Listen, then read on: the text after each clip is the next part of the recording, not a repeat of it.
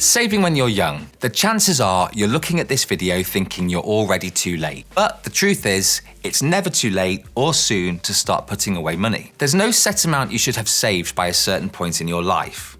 We all have different financial circumstances. But saving money you can afford to save as early as possible will set you up for the future. And besides, the average age in the UK is 40, so what's too late? Hi, I'm PJ from Rift, and in this video, we'll help you understand techniques to help you save and where you can keep your savings.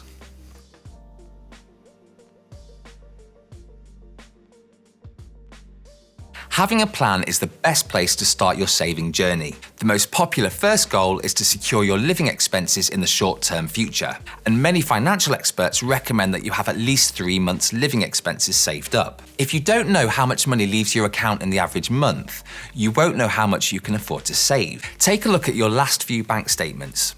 Break those expenses down into necessities like grocery shops, energy bills, and council tax, and wants like nights out, takeaways, and shopping.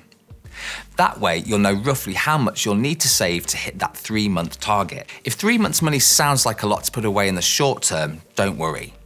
Right now, nearly 41% of Brits don't have enough savings to last more than a month, while a third have less than £600.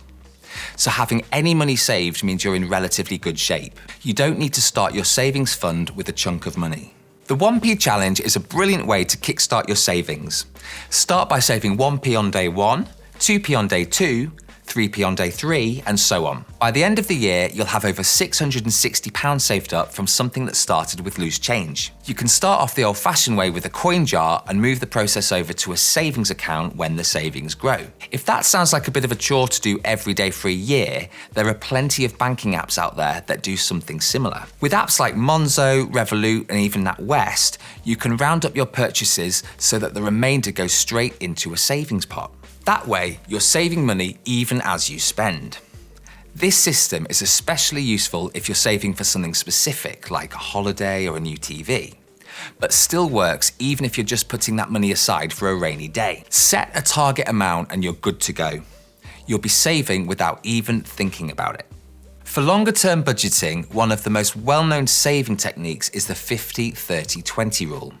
That's 50% of your income going on necessities like food, energy, and rent, 30% on wants, and the remaining 20% straight into your savings. It's not a hard and fast rule, but it reinforces good saving habits and means you're never spending more than you can afford. If you're around 21 years old, have a job and live at home with family or guardians, you're in a brilliant position to save. And since your needs aren't likely to use up 50% of your income, why not make it 40-30-30? That's an extra 10% in your savings every month. Even if you're studying and working 8 hours each weekend at minimum wage, saving just a third of your income each week means you'll save nearly £1,200 after a year. Next up, we'll show you what your options are when it comes to where to keep your savings. But before we get into that, make sure you hit the subscribe button below. That way, you can stay up to date with the best ways to make your money go further, because you're always better off with Rift. Now that's done, let's explore the variety of savings accounts that are available.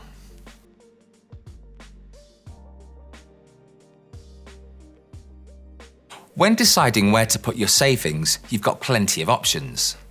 The first question you're probably asking is, should I save or invest? Since investing always comes with a risk of losing some of your cash, and this is just the start of your saving journey, you're probably better off going down the saving route. When you put your money in a savings account, you get it all back with interest on top. Here are the options on offer. An ISA is an individual savings account. In a nutshell, it simply means a savings or investment account that you don't pay tax on. Each tax year, the government allow you to save a certain amount of money without paying tax. That maximum amount often changes when new government budgets are announced. If you're new to saving though, ISAs are a popular choice. But remember, you must invest your money by April the 5th for it to count towards this year's tax allowance. Otherwise, it'll count towards the following year's allowance. Depending on what you're looking for in a savings account, there are all kinds of ISA out there to choose from. Here's a quick breakdown. Easy Access ISAs let you access your savings whenever you need without paying a penalty on the interest. This kind of account usually pays a smaller interest rate than other types of ISA, but if you need immediate access to your rainy day fund, it can prove very useful. Notice cash ISAs also let you withdraw cash from your account, but you'll need to give a certain amount of notice in advance. It's usually between 30 and 120 days. These will typically pay slightly higher interest rates than easy access ISAs, so they're good if you can wait to withdraw the money. Fixed rate ISAs offer a higher interest rate than both easy access and notice ISAs. However, if you find yourself in a situation where you need to access your savings, you may pay a penalty on that interest. Lifetime ISAs are popular if you're thinking about saving for your first step on the property ladder. Made for those under 40, they're a bit different to your usual ISA. You can only save £4,000 each tax year. However, the government will contribute 25% each month you save money into this account. That means if you save the full £4,000 over the course of the year, the bonus will take your total up to £5,000. And that's before interest. Be aware though, you can only really withdraw cash to buy your first home or if you're age 60 or over. If you withdraw at any other time, you'll pay a penalty of 20%, which means a huge chunk of that bonus is gone. If you're planning on following the 50-30-20 method and putting away a steady amount of money each month, a regular savings account is worth considering.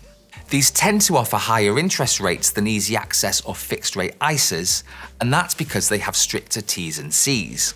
Some will limit the number of withdrawals you can make or the amount you can withdraw, while others require you to make a deposit each month. You'll also find both fixed and variable interest rate options available, and you'll get the advertised rate provided that you keep up with regular deposits. After the term ends, you can withdraw your money without paying any penalties. So, if you're saving for something like a big holiday, wedding, or even a new sofa, check out the regular savings options on the market. And remember, this is not an exhaustive list. There may be other options on the market that we haven't covered here. So, as always, do your own research. Make sure you consider your full personal and financial circumstances, and if you're ever in doubt, speak to a financial advisor. In the meantime, make sure you subscribe to the Rift YouTube channel to stay up to date. You can also check out the link below for more helpful tips. Thanks for watching.